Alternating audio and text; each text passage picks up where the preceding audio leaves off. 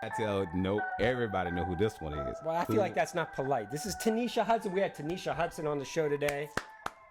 You want your socks knocked off. Okay, Now guys. she, I mean, Hey, sis, who are you? I'm me. Tanesha Hudson, community leader and activist. And honestly, I don't even like the titles. I just like being known for who I am. I'm me, you know, and I'm what you see is what you get. Would you call yourself an organizer? I would say I'm an organizer, but I'm more so, I don't even like to say that because, like, to me, it's not about organizing anything. It's more so about bringing my people together and putting us in a space that we should already have, you know, putting us in a space and a place and allowing us to create our own vibe, because we shouldn't have to keep begging to enter rooms that we know that we're not welcomed in anyway. And just to elaborate on that, I want to touch on that a little bit more as you all were discussing the last show, because I watched it. And you were saying what some of the concerns were for community members. I just want to point out one thing when I say about entering spaces and places that you know you're not welcome. The first 5 minutes of that show, when Heather was going in about what led her to Charlottesville, and when she got here, how it was uninviting and unwelcoming for her and really tough for her to kind of get around this group that she was talking about, right? She couldn't just step right in to this group, and it was hard for her. And then individuals saw, or whoever she was like, and then other people, realized what I was going through, and then they came around and blah, blah, blah. That's a red flag to me. That's a red flag. You know what that told me? The first 5 minutes of that show? She'll do anything to fit in. And you just said something, Giles. I wish we could run it back on what you just said about Heather, where she said, Troy said that she said she don't know basically she's saying she don't know what the black community need and want.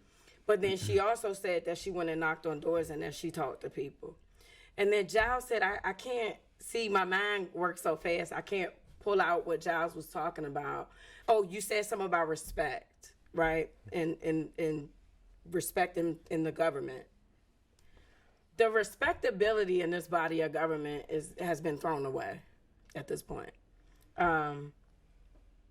Nobody respects anybody. And it's not about black and white at this point.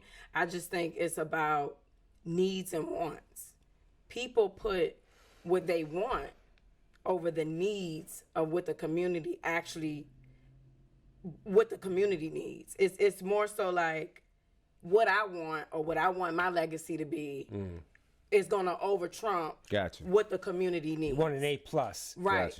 Right. Like, I gotta go out on top doing the business as usual and following the trend than actually doing what I claim 2016, 2017 led me to do. Everybody that claimed they ran based off of the Unite the Right rally has completely did a U-turn. So what you said you wanted to run for during your campaigning time, you were really pushing that narrative out to the world. And then once you got in, you bust right back to doing the norm of what we claim we wanted to go against. So, and I know I got a little bit off topic, but No, that's good. Because let me ask you this. Is that because you feel that the powers that be controlled them to go back, or that's who all of them were inherently? That's who they were. Okay. Listen, even what I just said in the beginning, the first 5 minutes of her show is a red flag. Why are you dying to get somewhere where you don't belong? And maybe that's just the thing on how we're raised being black. Yeah. But I've never wanted to enter rooms that I don't belong. As black people, this is one thing that I can say we're culturally different at. Some are, some not. Because, you got some black people, and then you got some black white people. So it's a difference. It's ones that want to fit in, and then it's ones that's like, I'm going to make my own path.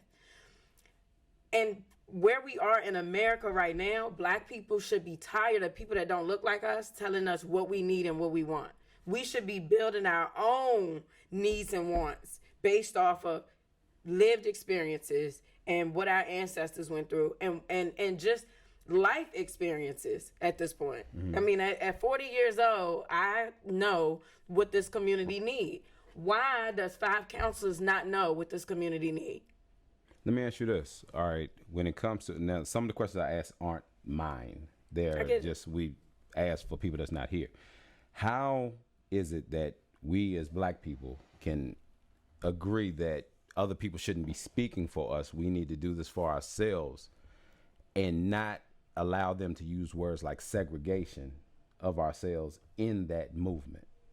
So how do we portray that to people? Like, we want to do this on ourselves, and they say, well, like I had a white guy ask me, if there was a TV show called WET instead of BET, then you'd have something to say about it. And I was like, well, there's a lot of WETs, they just didn't have that. It's called ABC. Yeah, it's called ABC, CBS. NBC, right. And he couldn't, I was wondering, like, PBS. this was a very intelligent person, that how he could not understand that. So when you started talking about the community, what led me to that thought was, when you started talking about the community needs, we're, what, 17%? 17, 16. 16%. It's going down. Dropping. Right. And then that may be, now I'm starting to find out that some of that census that they're doing includes the jails of the areas of the people that can't vote.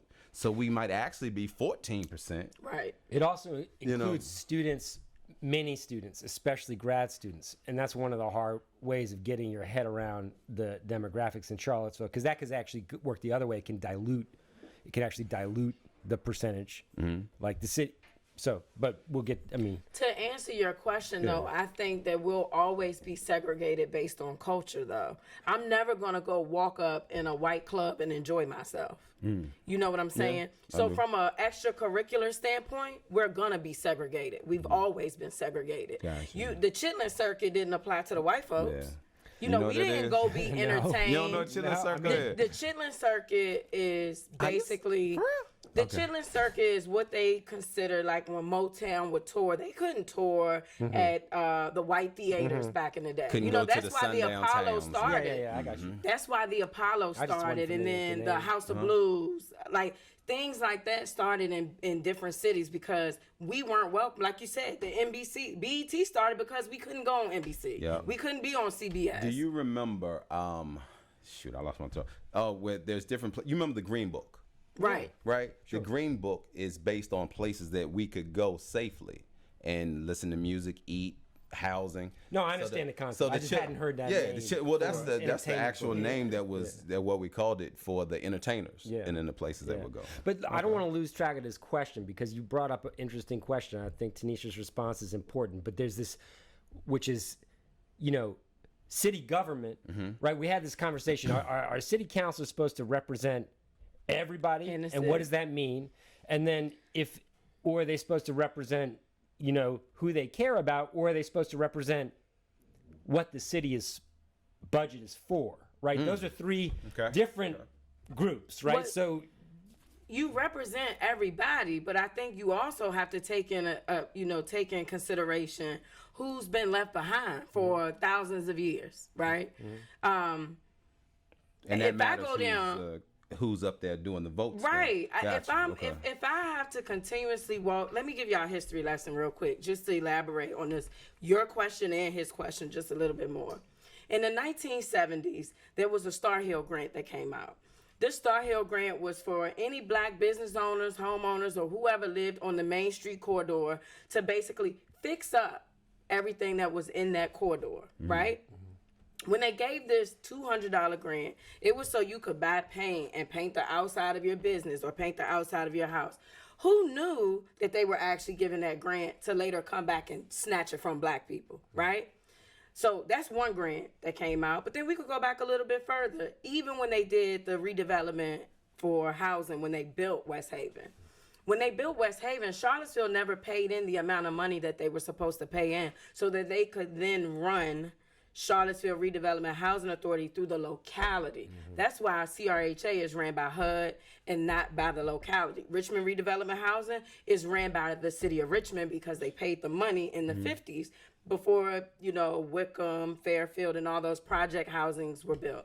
So again, projects, right? You have to look at the term projects, growing up living in the projects. Black people are viewed as a project. This is a historical this is from a historical context. I'm not making this up. We've always been viewed as a project. So you're from DC, Giles. Let's look at DC. My cousin did a wonderful documentary on DC called What Happened to Chocolate City. It talks about the housing crisis in Washington, DC, and how they moved all black community members from the city and then dispersed them to PG County and then the surrounding counties in Maryland. And now when you ride through DC, what do you see? Yeah, it's white. We're just delayed in experiencing this in Charlottesville. So we've already had a head start of where it's happened. That's gentrification, right? It's just happening to Charlottesville at the rate and the level that it's already happened to places like DC. I mean, I guess I would say that the one difference in D.C. is that the political power was black in D.C., so there were deals being made in order to do this. So at least, you know, You're talking about Man that's Bear. good or bad. No, I'm always the city government in D.C. has been black. But I will say they've never left black people out.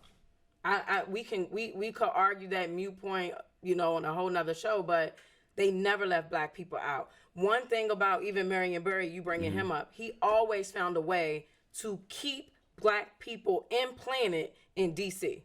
He always found a way. That's what I'm saying. There was black power in D.C., which has never been the case here from a government standpoint. And so that is a difference. And the money did get to black people in D.C. It displaced people also. Right. And I think my point in even giving you that history lesson and talking about these like grants and, you know, going back and knowing like when that Star Hill grant came out, Hoosier was in planning. These are white people praise Mayor Hoosier, but Hoosier was doing damage even in the city planning office back in the 70s. But he got praised in the latter years, in the late 90s, 2000s. People were praising his work.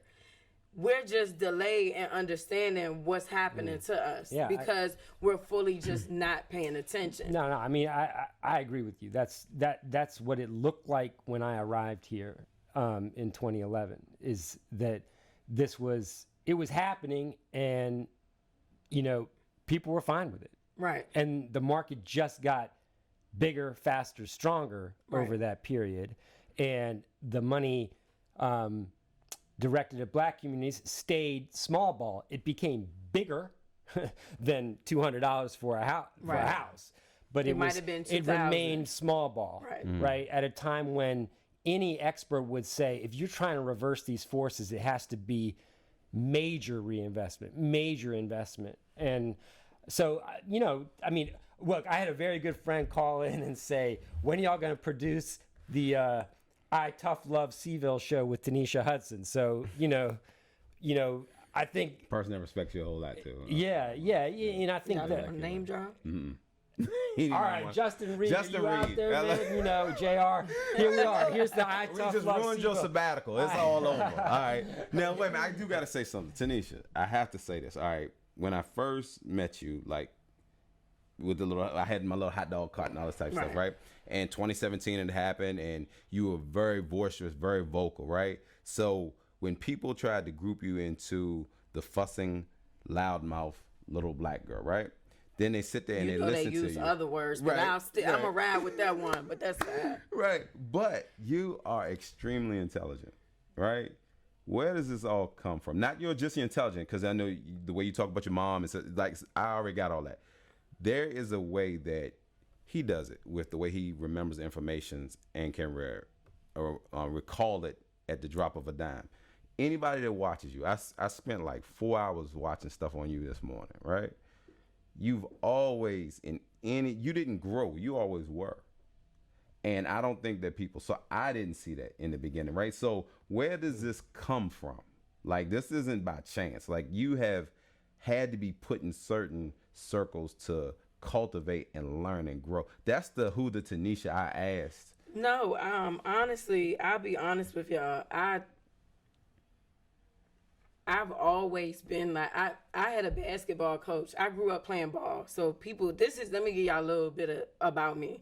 So born and raised from Charlottesville, graduated from Charlottesville High School, played varsity basketball for CHS. But I had a coach from about 8, 9 up through high school, Edward Brooks III. I played for the Lady Cavaliers. This dude started VABA before VABA even existed. He would pick up all young girls, and he had like 4 or 5 different teams of girls, and we played AAU together.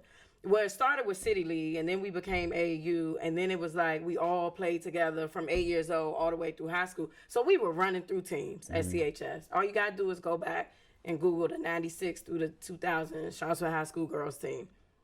My freshman year, we won every game except the state championship game. We lost to Lord Botetourt in Roanoke, but we won every game. We were 27-1. So as a young girl, my basketball coach used to always say this to me. I think he kind of like put a mark on my life because he was like, girl, you going to be the Secretary of State with all them damn questions that you got. Like, I was always inquisitive as a child. But I was always smart, too. I mean, you know, you got to understand, I grew up in West Haven, and so my outlet was school and basketball. I was, you know, to walk outside and see the things that I saw growing up, it was like, I don't want to see this shit. Like, I didn't want to, you know, I can remember being young, like elementary school, trying to play in the park and you stepping over crack pipes or you stepping over heroin needles. Like, people don't understand, growing up in the 80s in West Haven was horrible because we're dealing with the crack epidemic. So again, it's like I watched my neighbor be wheeled out because she overdosed on heroin. I was a child on my way to school. I had a dad that was beat down by the system, that was incarcerated. So these are things that, you know, to some people it could like hurt them and like kind of limit them, and like instead it like shaped me, and I was like, oh, you ain't got to worry about me living here. I won't raise my kids here. You know, it's gonna make me better. It made me tougher and it made me better, but it also made me put the pieces together. I can name 20 dudes that went to school with me that's not here no more. They didn't live, some didn't live to see 21, some didn't live to see 25, and some didn't live to see 35 or 40. You know, so it's like, it's your upbringing, and sometimes what don't kill you makes you stronger and makes you better. So I tell people all the time, like, catch the message. Don't capture like the way I say it, because that's just upbringing. Like, that's where I'm from. Pull the message and understand what I'm telling you. And it might sound different to white people, and I'm sorry if I, you know, run down on them just a little bit more and harder, but you gotta listen to the message. Like, people be so busy worrying about where it come from or how it's stated or the way it's said. Like, miss all of that and understand that when some people talk, it's pain in the way that they say it. You know what I mean? Like, you gotta just, oh, she ain't really talk. Even though she said y'all, even though she said council, like, it's 5 members of council. I ain't talking to just you. I'm talking to all of y'all. It's a city manager and a deputy city manager. I'm not talking to all of y'all. I might just be talking to one. I might be talking to 2, but I'm going to put it like, you know, when you in school, when you coach, like, one person on the team could do something wrong. That's and guess right. what the coach do? Everybody got to run. That's right. 8642 on the baseline. Well, you asked Harold that question, you know, that people, you know, see you as a hothead coming in hot. And he said, look, that's passion. What you're seeing is passion. And I thought that was a, you know, an elegant answer that even white people can understand in that moment. I will say that if you look at the depth of white fragility, and I know humans are fragile, especially white humans are fragile. Yeah, you talked about white fragility. But so I'm not going to say that, you know, every time somebody has a reaction it's because they have white fragility. But I will say that that by and large, the conversations I've witnessed and been a part of in Charlottesville is that there's such a high amount of fragility because the whole process, and we talked about this early on in the show, that the white people are different and that their job is to get the cheese. All they learn is to get the cheese. And so when you say make your own path, we don't know that, you know, go along to get along is the law of whiteness. Fake it till you make it. Well, it's just get the cheese. Fake it till You're you make trained it. to get the cheese. And if you step out of that, actually, the system will destroy you too. In various ways. But I want to add to what you said, though, Giles. It's not always passion. people gotta understand it's more pain than passion. Okay. And I mean I appreciate Harold saying that it's passion. It's not always about passion. Sometimes it's about He pain. might have meant pain. Right, You know? but I'm speaking just based off of my lived experiences. It's not just like, yes, I'm passionate about my work, but I'm more so passionate that it's a million other kids out there growing up like me that don't deserve to go through what I went through. So like, let's make it better. Like let's make it better for them. Another thing that I want to touch on about white fragility is it's so common for people to deflect because they played a part in it. Even if you said nothing, you played a part in it. So it's so easy to deflect. And I think growing up, me, again, my lived experiences, I'm so used to the deflection because I was a smart black girl. I was good in basketball. So like racism started with me early. We would walk in the gym and the referees would cheat. I was 8 years old. And guess what? We would smoke past those girls. We're not going to argue with you. We're going to blow right by y'all. We's beating teams in City League by Lord knows how much. Then when I made it to high school, smoking through them. But again, the racism started with me early. I've been on jobs. Same thing. So when I'm speaking about what I'm watching, Thomas, Jones, Richardson, Shelton, Walker, Brackney, when I watch what these people go through, it's based off lived experiences because I've been there. It's not because I just want to dive head first. Like, oh no, I went through this with a company downtown on the mall. Right. Well, this is another thing about white people. Like, white people, let's be honest. How do we cut people's throats? It's not like this. Cut their jaw, It's like this. turn You your back mess on with them. their money. Yeah. You mess with their money. Yeah. You don't just turn your back. Even if we look back in history at what happened to the leading men, right? Because we know they left women out for years. Women didn't get the credit that they deserve for the civil rights movement and so forth, and that's fine. You know, it's a different day. We leading our men now. Come on here. Follow me. Come with me. You know? But even back then, what did they do to people like Medgar Evers, Martin Luther King, Malcolm X? You know, some of the prominent leaders that we do know about. They mess with your livelihood. We witnessed that in 2016 when West Bellamy was targeted. And then all the white parents came from Albemarle and said, oh, we don't want him teaching at Albemarle because he's a bad influence on our kids. You didn't hear that from the kids whose lives he was making a difference in. You heard that from the people that never wanted him there to begin with. Let me ask you a question, sis. Let me ask you a question, because this kind of goes on, and I don't want to go too far. If I had problems, I want you to be my advocate. I can tell you that right now in front of the world. A lot of people do. But I also have heard that, you know, while you were, and this is a question for you to answer, while you were advocating for everybody, it seemed like you had a special, like, you want everybody to know that Richardson was done wrong, right? But we never heard from Richardson speak on himself. How you gonna hear from him when he signed the NDA? Let me finish. Right. All right, so when he has these things that before he was out of office, we didn't exactly hear from him in the way that, because of how intelligent he was and because of how well spoken he was and just his presence, I feel like black and white Charlottesville wanted to hear from him, to be led by him, even though there were instances where people said that he didn't speak. You spoke for him before, during, and after his tenure here.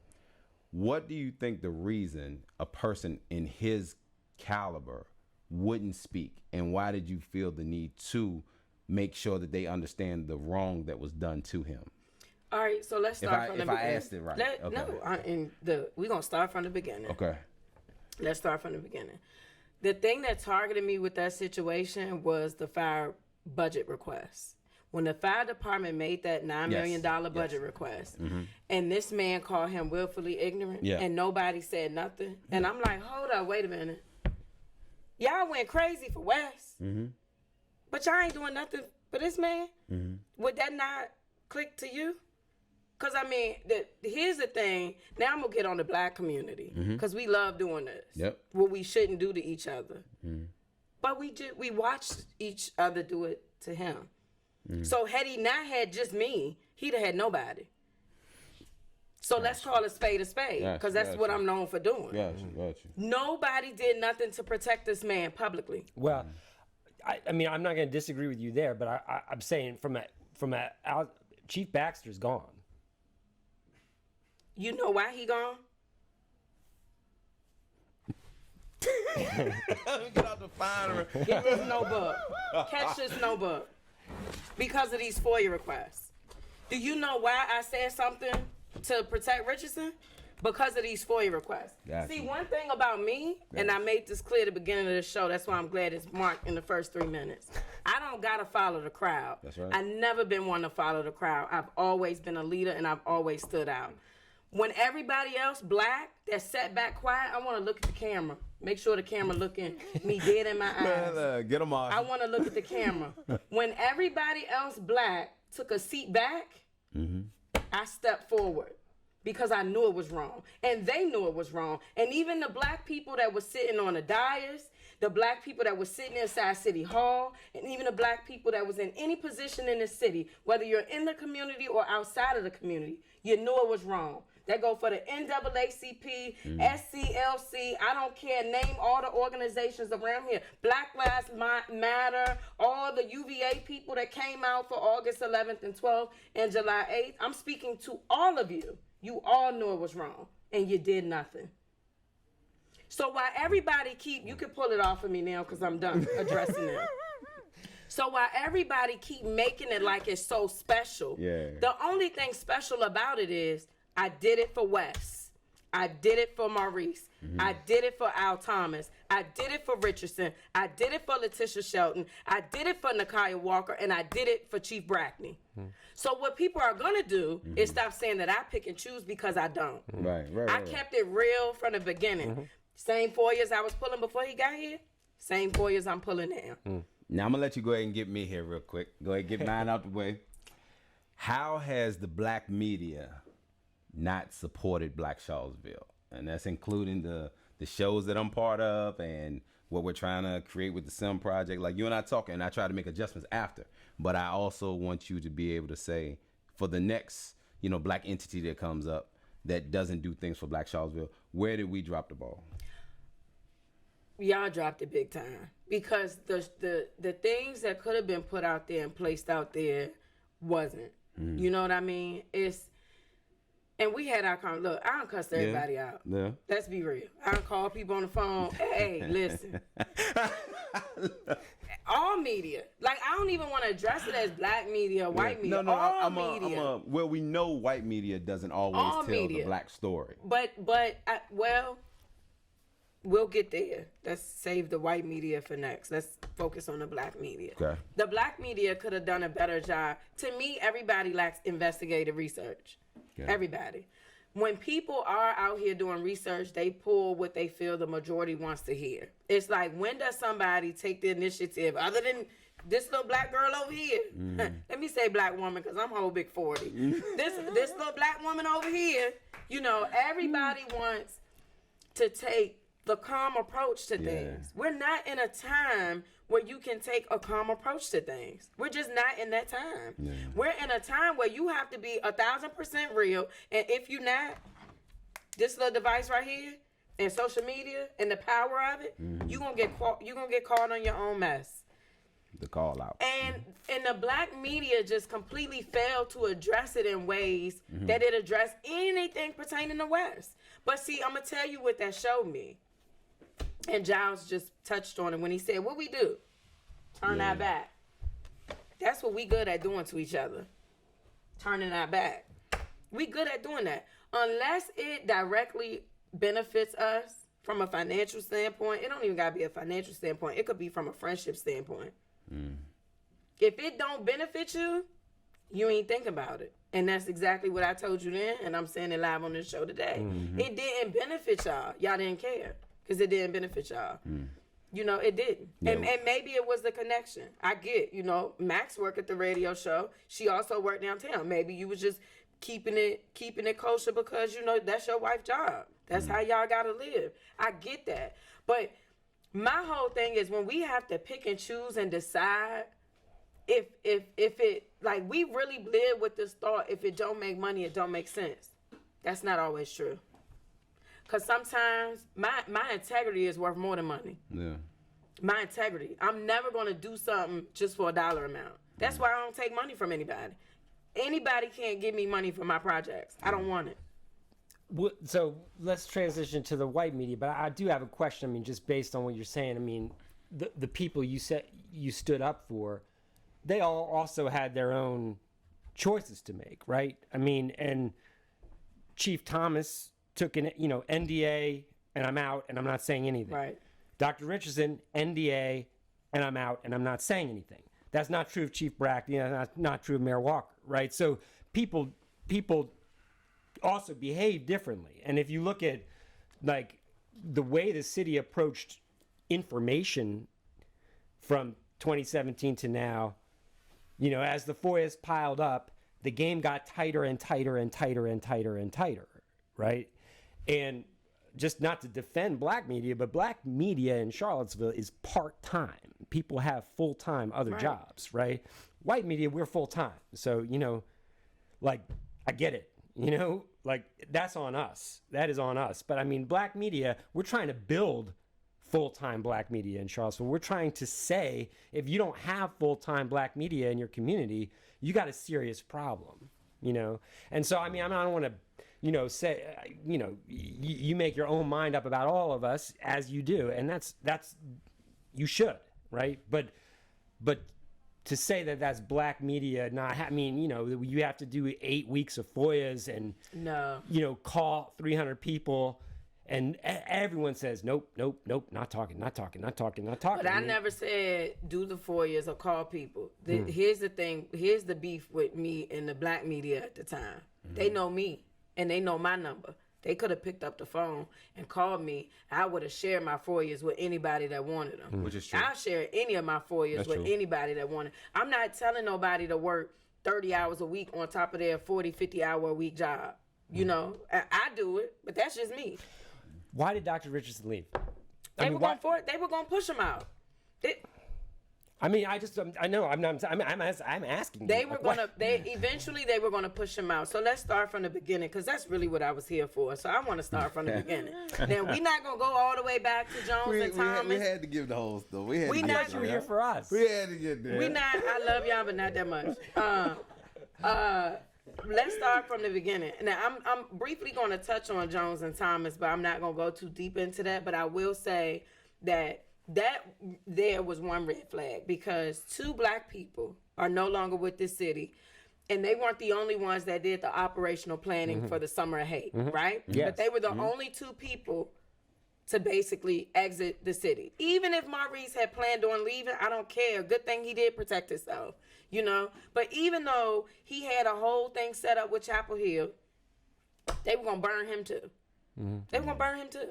But everybody else got to stay. Mike Murphy, Leslie Beauregard, Andrew Baxter, everybody else got to stay, right? So let's slide on up. New staff come in, we get Richardson, we get Shelton. So I only got involved with Richardson when I publicly seen that this man called him ignorant in the newspaper. I'm like, Lord, these black people ain't burning this damn city down. It shocked the hell out of me that nobody said nothing. And here we were, deep in council over some tweets that we know this man wrote. Yeah. You wrote those tweets. Yeah. And even though he can say what he want to say, just like Jason Kessler them can say what they want to say, I'm big on freedom of speech. Say what you want to say. But there's a fine line between saying something and actually doing something. When violence begins, freedom of speech stops. That's it. Any act of violence over trumps freedom of speech. You can't physically target someone. That's the difference between West tweets and the Unite the Right. Because, everybody tried to do a comparison there. Yeah. So let's skate up to Richardson, entering Charlottesville. I thought everything was good until January 2020 when the budget stuff started happening. I thought everything was good. Everybody walking in council, smiling, having a good old time, and Heather rubbing on shoulders. And, you know, I ain't never even seen the man smile too much.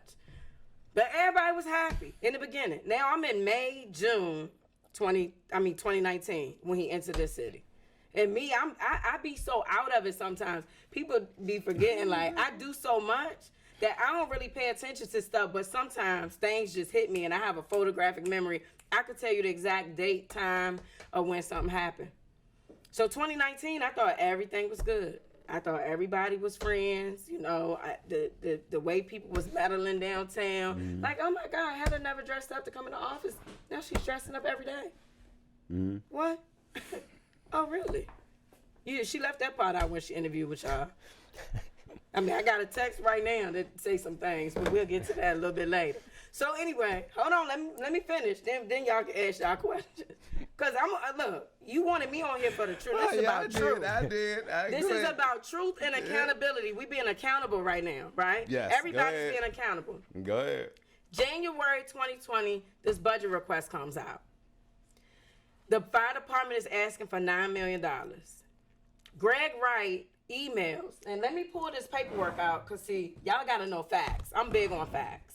I'm really big on facts. So you're gonna get the smoke today. Do your thing. Initially, when they made this request, they wanted $9 million for additional positions. Who paid for all this? I did, and it was a lot of money too, courtesy of the city and me suing them for denying me my right to speak. Now I have initial messages.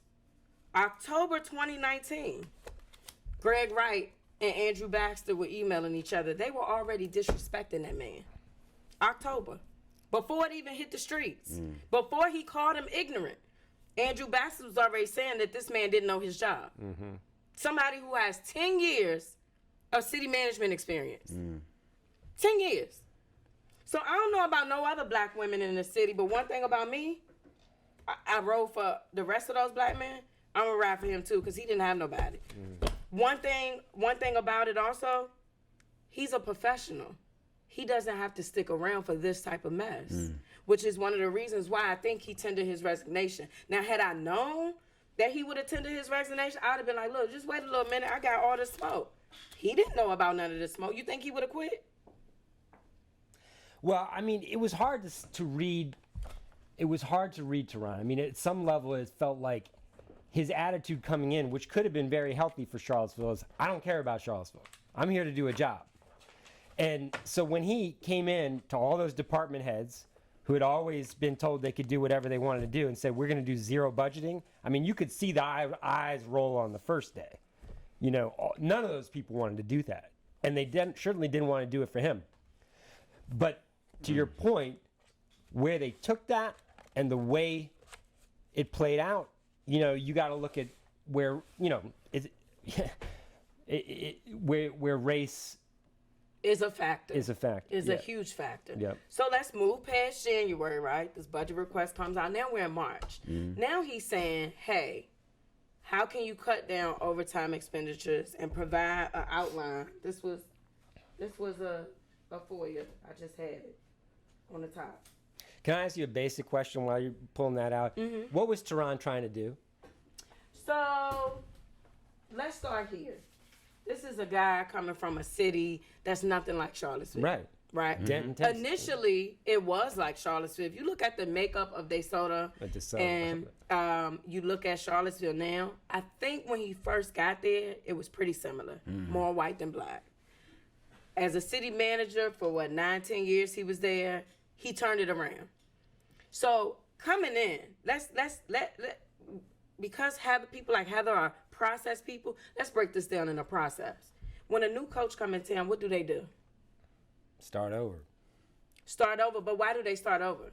Because they have their own what? You got your own plan. They got their own system. Mm-hmm.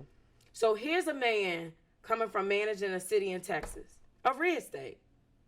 He comes here and instead of talking, he trying to listen. I'm only assuming now. I don't really know. But all white people say the same thing about Teron.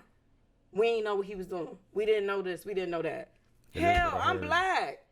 And it's like, damn, if we listen, we doing the wrong thing. If we talk, we doing too much. Yeah. If we act, it's wrong. No, What do you want us to do? You could see also, though, that there was no trust with his director of communications from the start. So Who's his director of communication? Brian Wheeler. I just want him to say it. That's I mean, look, I'm serious because a city does have a responsibility to communicate with the public. They do. Right. They do. And a city going through fast changes that's trying to get people on board with the equity plan, you know, and people don't know what it is, you got to tell people over and over again what you're doing. And that was not happening. But I'm not going to say that was all on Tehran. I will say that he didn't try to do that with the media. Can we just say that we agree that it was a setup? Because I'm getting to the setup. Okay. So this March request comes out. This article is written. He's called Willfully Ignorant. Nobody in the black community really stands up. Very few people, minimal people. Everybody just leave this man to burn. So then I do this FOIA request, and I get this FOIA that uncovers everything from the fire department, and it's more stuff in here too. I mean, it's stuff from them targeting the mayor with the credit card, gift card thing, and you know, Chief Brackney. I got so many on Brackney, I ain't even printed them yet. I need another notebook. But let's just. Her legal team has them too. I think her legal team has them too. Yeah, I'm sure they do. But let's just start from the whole budget process. You couldn't even get through not giving a budget that had been denied. Here's the key plot twist in all of that.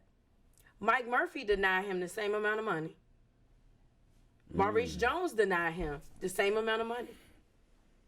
He didn't have that much smoke for those two. You never heard nothing about it. It wasn't no articles done. It wasn't no news excerpts done. 30-second news show, little news clippings about it. You heard nothing. He got a no, and it was, all right, let's go drink, buddy. We're going to play golf tomorrow in Meadowbrook. But when this man told you no, it was a whole big fight that you wanted to pull up. And you know why? Because after that zero budgeting, whatever, whoever he pissed off and told no, they all clicked up and got together. But that's the clique that needs to be gone from the city. Right. I agree with you. And this is the beginning. They mostly are now. Everybody's gone from the city. This is the beginning of a snowball effect. And the only person that caught on to all of this, little old me. Everybody else missed it. The media missed it. The members of council missed it. I don't know if the everybody community missed it, Tanesha. I think they don't care. If you didn't miss it and you were silent, then guess what you did? You went along with it. Because silence is still violence. You tell the story. No, it wasn't silence. It was narrating what was happening. I mean, that's the job of the media. And no one, including Tehran, surfaced that narrative, right? Nobody said, I'm cleaning up staff. He said it several times. And people didn't like it. Well, he didn't say it to the public. But why would, listen, you just said it yourself. His director of communications, who had access to all meeting notes and everything that was happening. When you do a FOIA, you can FOIA emails, texts, meetings, meeting notes, etc. You think Brian wanted that information to get out? He has access to it. He could have easily called Charlottesville Tomorrow or My Humble Opinion, NBC, CBS Newsplex, and said, hey, Dr. Richardson. He preferred Daily Progress and NBC 20. I know he did. You know why? Because they're the most conservative, targeting black men, women, whoever, media outlets that we have in this city. They do it very well, and we knew that. She make a point but this is the thing is like we're talking about like this is a thing happening inside city staff, right? Yeah. Well, Giles, how you think I get my information? Well, everybody gets it from inside city staff. Do you think my source is white or black? Take a wild guess. She wouldn't put a black person under the gun like that. You think they white or black? That much I can answer. Now, to skip a He's little stuck. bit. I don't know, yeah, He should have zoomed. He Hey, should have Adrian, I'm zoomed. gonna always jump been over real bad. quick. I've always All right, been let bad me at ask y'all this. Let me ask y'all this. Like, all right, with what Chief Brackney is doing right now, right? I noticed that the only person that live streamed it, talking about race in the media, was Charlottesville Tomorrow, like out there. Why do you think the other media outlets didn't stream it live? That's not true. DTM. The DTM. Who's that? The DTM. I mean, the David local. McNair. No, I'm talking about like the local, like the 29, the 19. Is that DTM? Is that too? DTM is still media. Okay. David McNair has always told this story right. Okay.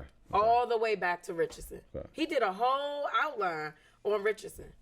He's always decided to tell the story right. And anybody could have made that decision. Did he do that with Brackney? That's what I was asking. Not Oh, Teron. absolutely. He's Okay. been definitely. Okay. Oh my God, he definitely went in, even on Brackney's behalf. He's been the only one to tell this right. But again, he's a subscription media outlet. You gotta subscribe to get the stories.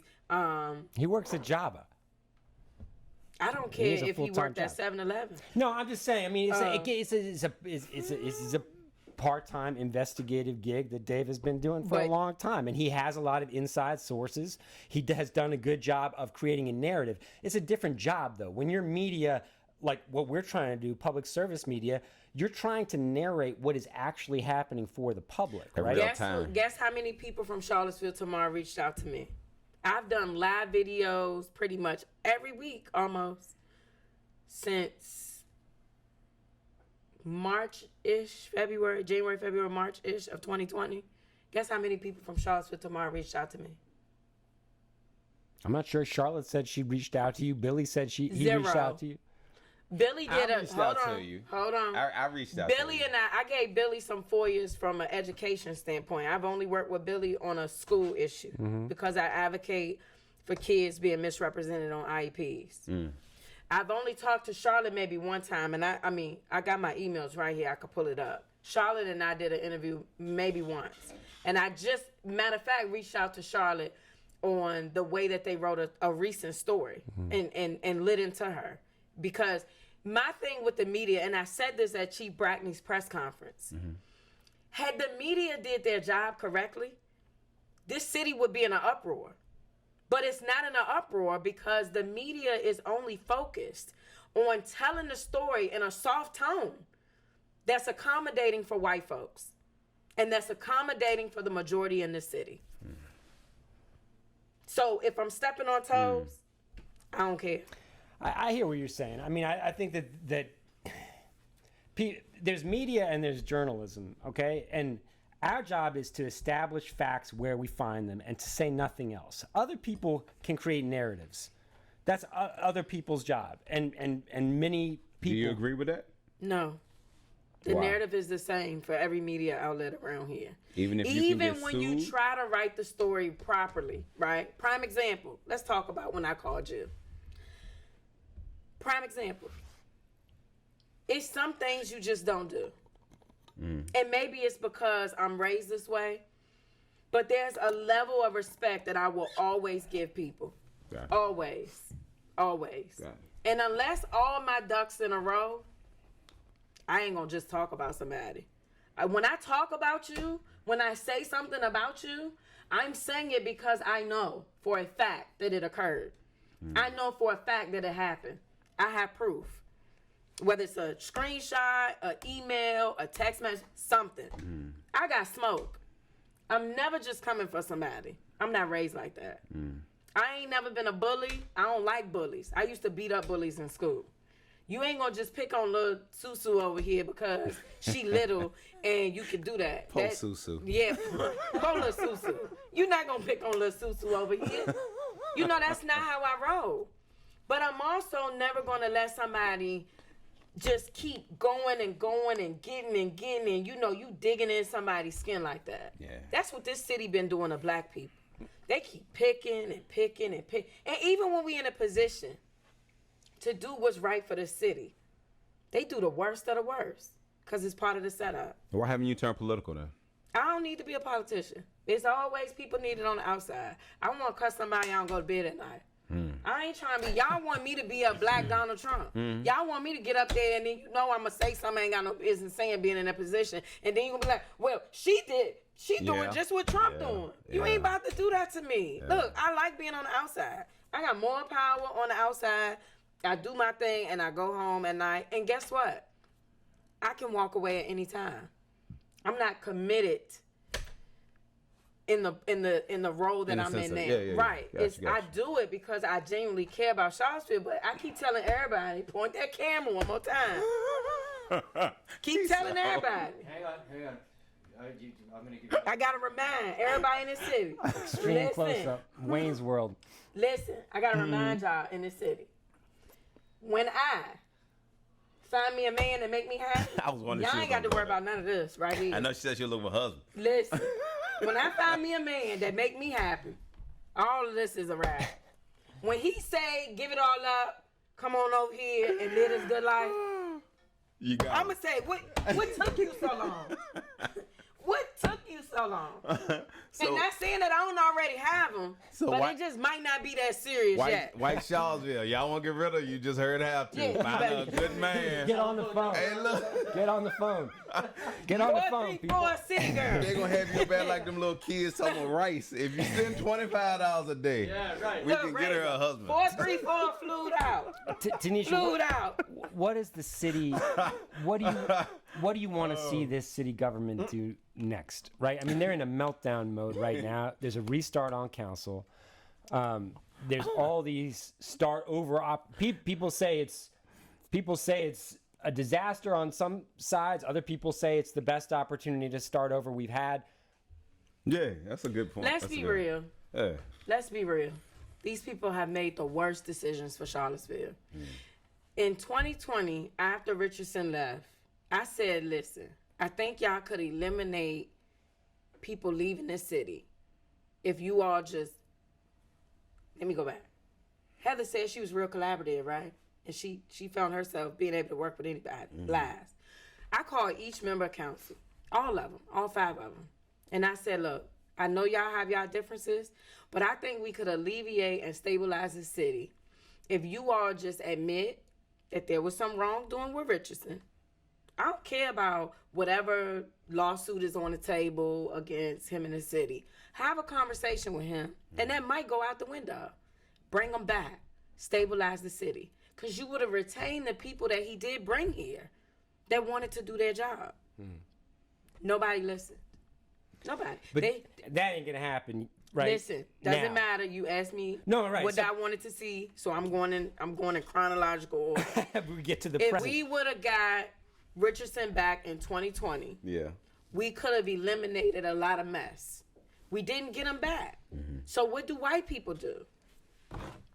Hey, friend, I know we worked together on this budget with the Thomas Jefferson Planning District Commission. How about you just take this job? We don't care that you're doing a great job over there. Come over here, take this job.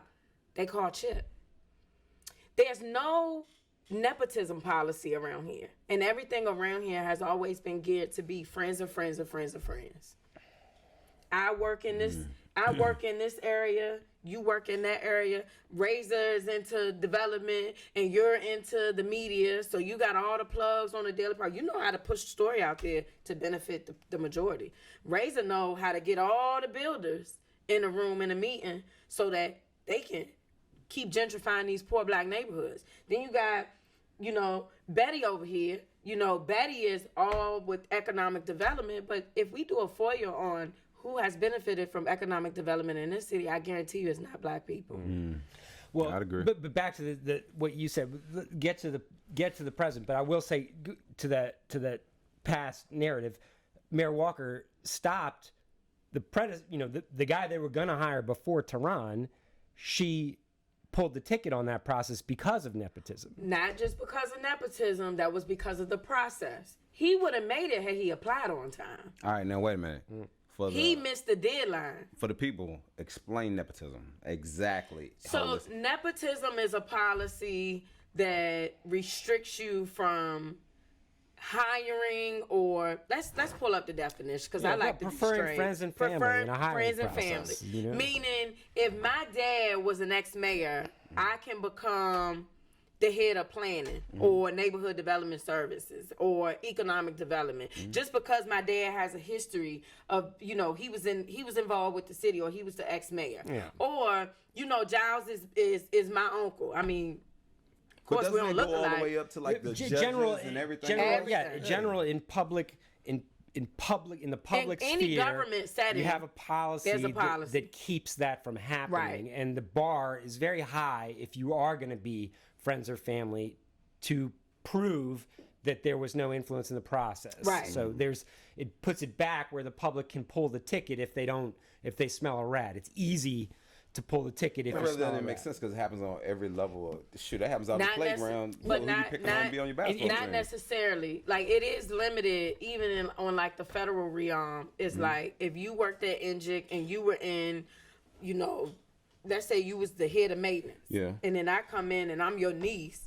I shouldn't be in maintenance. I should be in another department. I can still get a job, You but can I still can't. introduce somebody to Okay. somebody. I think where it intersects in Charlottesville is just with unconscious bias and with Right. the smallness of a very affluent town and getting the cheese. Right? All of them have worked together at some point on something. And there's also a history here. But Frankly, doesn't it- if you want to look back at the white economics of Charlottesville, the white economics of professional Charlottesville is built around the trailing spouse theory.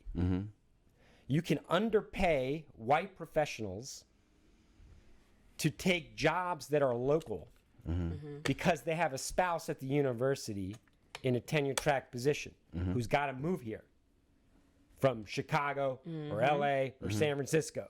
So they're going to come take a job at $50 a year when they used to make $120 a year. They have a PhD. They'll do it because they don't need The money. that much Right. more, right? Yeah. So then your whole economy in these types of jobs is built around that, undervaluing people. So then if you're going to hire black people and they're making $120 in Texas, and you're like, wow, that's too expensive. We've got a guy now who's doing it for $75. Well, why? Right. How do we move the needle forward in the black community? So, because my train of thought was My bad. still on kind of Okay. outlining with him the way that it's worked and how do we get apart from Yeah. it. So I think, I'm going to be honest, I feel like when you ask a question about like, why did certain individuals leave? And this go for a few of them. When we look at Maurice, we know that Maurice kind of went along with the system because Maurice was kind of placed there. But I think when we got Richardson, he didn't owe anybody. He came here really just not feeling obligated to, I got to scratch this person back, I got to scratch that person back. But I also believe he was in a learning phase. And I had this conversation with the mayor. I said, well, who was responsible for teaching him? Everybody complained about what he did, what he didn't do, or what he did or what he didn't do. Who was responsible for teaching him? Who showed him around the town? Right. And then I found out it was Heather and Kathy. Well, Nakaya and Wes, I blame y'all. Heather and Kathy, or either Heather and Mike, I don't know. But I know it was Heather and somebody. But it wasn't Wes and Nakaya. And I get it, just like Razor said, just like you said. Black people got full-time jobs. They got families to take care of. They got stuff to do.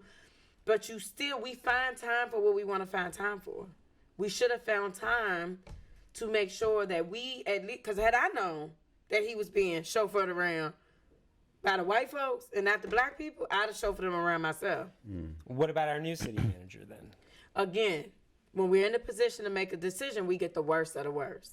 Now, I mean, I'm not saying he's the absolute worst, but I will say that there's things that's there that people have already tried to target this man on, even without knowing anything about the situation. The Hershey investment plan. Why did he walk away from the job? Was he terminated or did he resign? Why did he leave his other job? I'll be honest with you. I feel like Mr. Woolley needs a job. He need a job. So he gonna come here. You started off making X amount of money in Harrisburg and you coming here for $205? They could have hired me to be the city manager for $205. I would have went too. Maybe that's the answer. Yeah.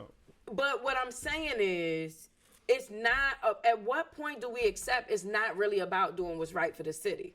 It's more so about people feel like they have a point to prove. It's not about a point to prove here. These are people's livelihoods that you're affecting. So I can point out the doing all day, but I went to them also. I've also talked about like real solutions. Hey, do this. Can we all just work together? Can we just all hold hands and kumbaya and work together? Can we figure out, Giles, what's your problem with me? Razor, what's your problem with me? Tanesha, what's your problem with us? Lay it all on the table, agree to disagree, walk away and say, look, this is bigger than our problems. It's about the people that can't speak for themselves and the people that's not here in the present or that's attending these meetings. Can we sit down and talk about that? I'll give you prime examples and then I'm going to give you solutions. The last planning commission meeting. These people understand 4-story building now because guess what? It's not on Locust Avenue. It's not in Greenbrier. When you ride through Greenbrier and Locust Avenue, how many corner stores do you see? You don't see none. If you on Yorktown, if you on Brandywine, you don't see no stores. If the whole stretch of Locust Avenue, you don't see a corner store. You might see some businesses, but you ain't gonna see no corner store. Ride through 10th Street, cut up through Grady, go down Preston. All of the suburban, Cherry Avenue, Star Hill, it's at least 1 or 2 corner stores within that area. Even Friar Springs. When you ride through certain parts of Friar Springs, go over by Azalea Drive, go over off of Harris. There's no corner stores. You got to get to the main food line or 5th Street where Wegmans is. There's a difference.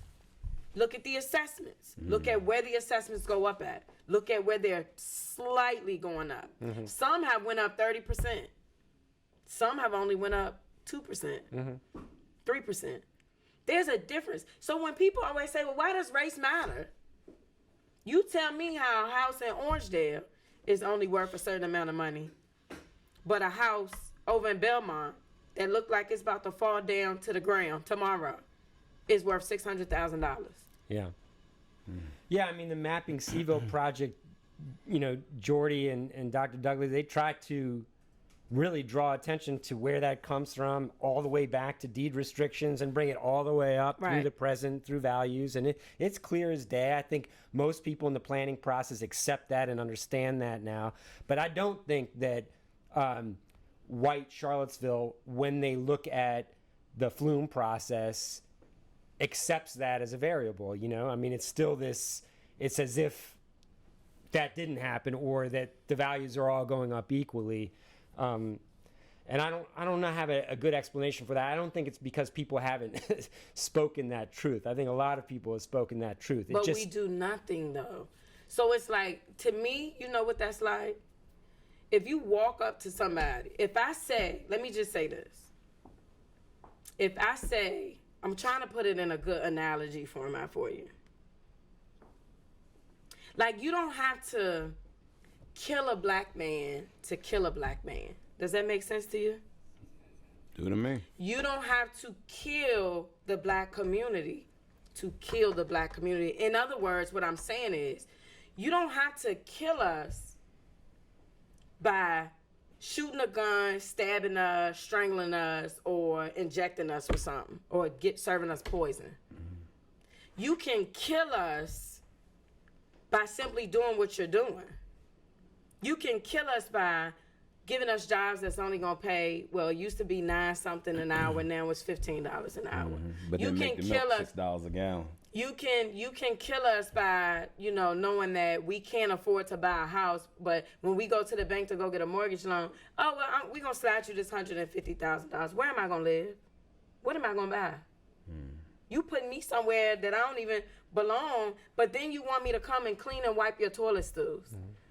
So again, I don't care that they're having the conversation about the assessments or the gentrification or the inequities in wages and the pay rate around here. They know it all day. I mean, these white people read, and they read very well. All right, they're not doing anything though.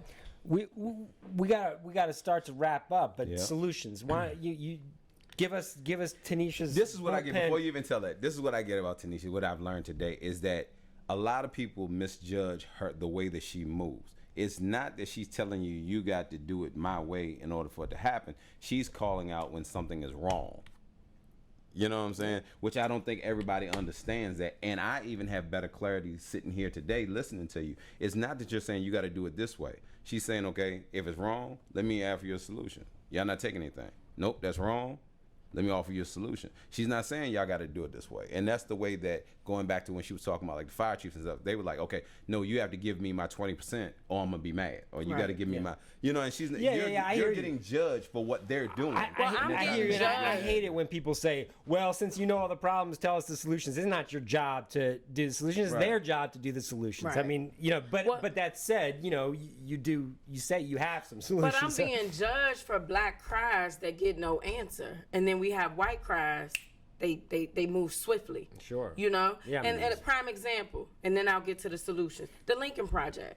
Seen her husband goes on there and says, oh, people are mocking our pain and this, and the third. They wrote a letter. Heather was writing a response to his comment at 11:01 p.m. November 1st after council meeting.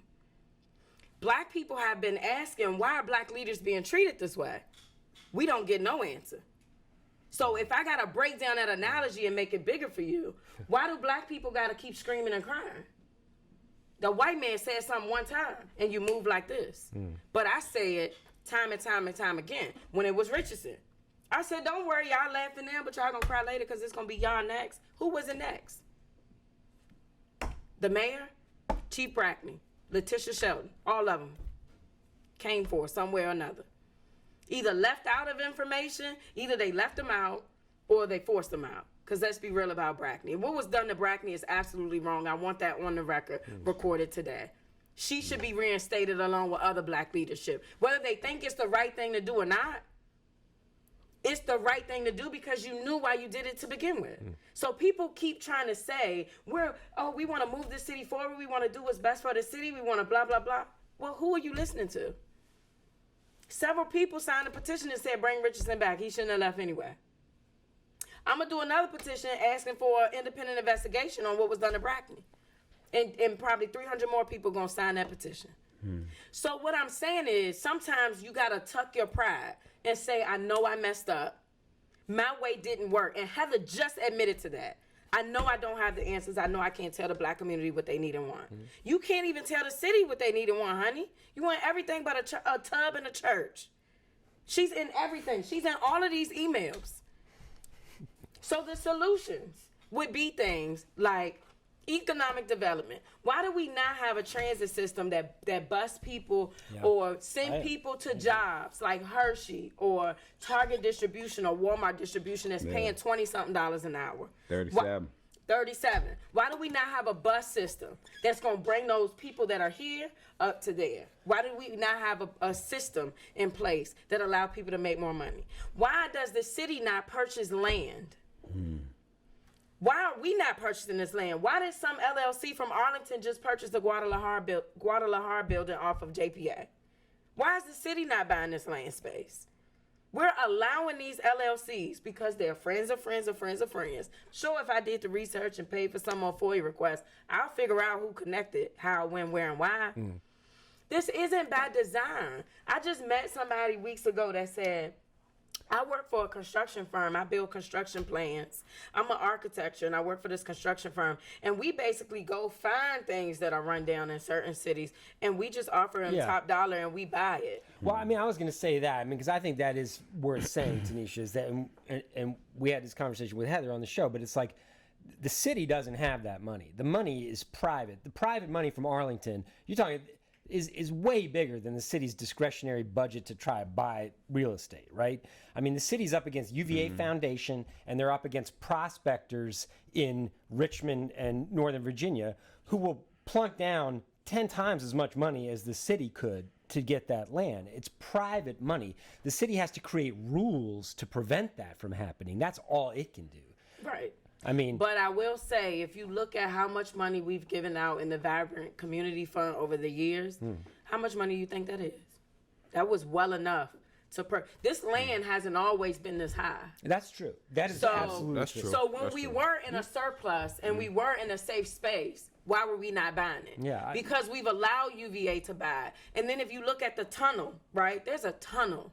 There's an invisible tunnel from Darton Business School, Curry School of Education, the Architecture School. There's a tunnel straight from UVA to City Hall. Look at everybody's history. They've all came from UVA. This is very well by design. And yes, Charlottesville plays a huge part in the damage done to Charlottesville, but UVA does too.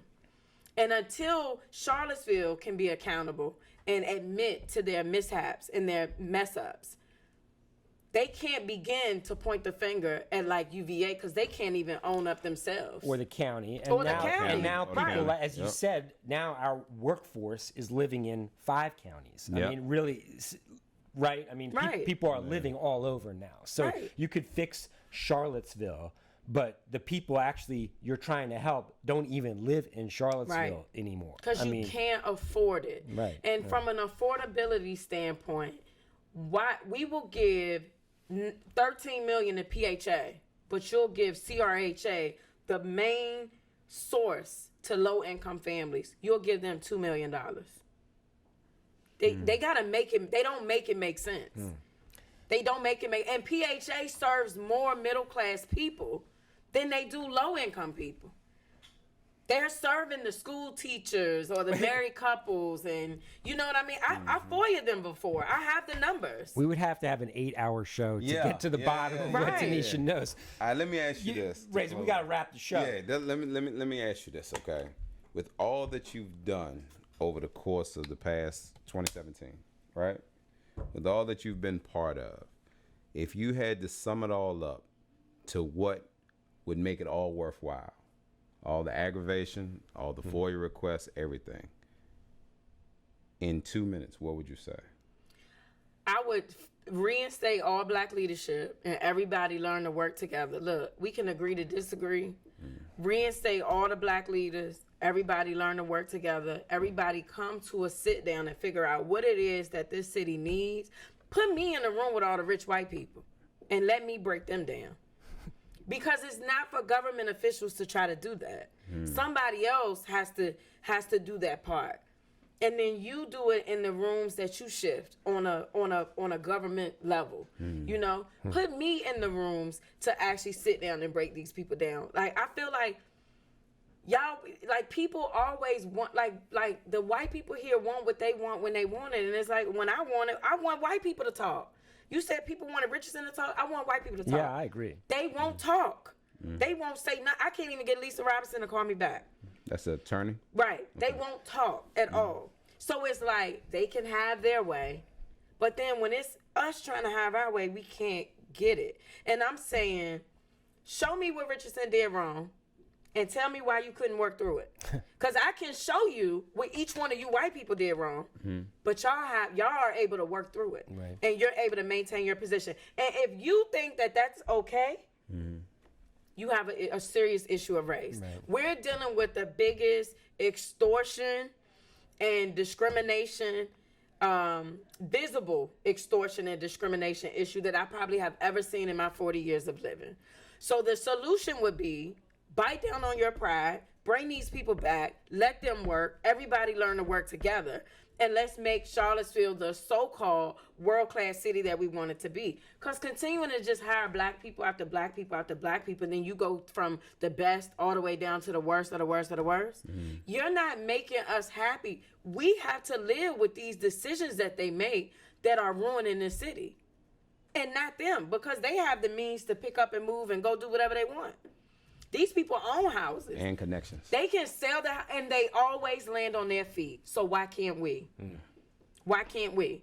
Chip just literally did what he did to Chief Brackney, and the man had another job waiting for him. And I guarantee you Brown Wheeler probably going to work for him. Black truth, white truth. Tell me where's the truth Episode and where's the 15. lie. I thought this was the Yeah, I Tough Love Seville show Hey, with Tanesha that was Hudson. what's up. Now that was a good way to Yeah, close out the that season, was. man. That Like, was. thank you. That I was. appreciate you. You know, I wasn't sure if you were going to accept the call. You know, I told you come in and be yourself, and you were, as always. You know, Giles, I want to thank you for investing in this show, you know, to make it happen, to put yourself on the line, because you didn't have to. You know, there was no reason for a individual such as yourself to get on here with me for 15 weeks and be subjected to what white people feel like is what everything that they do wrong, even the ones that's trying to help. Thanks for having me. I appreciate it. But, you know, accountability. I think, you know, I gotta have a last word. Accountability is a must. Well, am I not surprised? Accountability is a must. And I think, you know, we all have to be accountable. I don't just be out here doing what I'm doing just to do it. For one, this isn't healthy for anybody. Yeah. You know what I mean? I could be living a good life, 434 flued out. But, you know, I could be living a good life, but I want this city to be accountable for what it's done. Yeah. And, you know, own. Like, sometimes we got to own things that are uncomfortable. And now we're in a time that it's okay to own when you've messed up. Own it. Yeah. But don't just own it and sit and you know, stay silent after you say it. Well, I did it and I didn't know what I was doing, and, you know, I accept that for what it is. No, you have to show action behind that, behind owning that. And showing action is coming with solutions that sometimes you may not even want for yourself, because you're not affected by it, right, but others are. And we're just in a phase of accountability, and I need the city to be accountable for what it's done, not just to the Black community, but to the Black leaders. It's not okay. And one day I'm going to have a 10-book deal off of all of this. Yeah, no doubt. Yeah. Thank you, my friend. Yeah, thank you. Marshall, Tanesha, thank you. You know, thank each one of y'all behind the scenes that nobody ever gives a chance to see. You know, Adrian, the thankless soldiers. Thank you. Audience, all three of y'all that tune in, you know what I'm saying? They come later to you. Yeah, appreciate it. Marshall, this thing's going up on YouTube this afternoon, right? Oh, yeah. Marshall, you on the... Tanesha, talking about accountability. This thing needs to be on YouTube this afternoon. Yeah. Right. I'll have to fix my... Yeah. All right. The Call Out. That was the name of this show.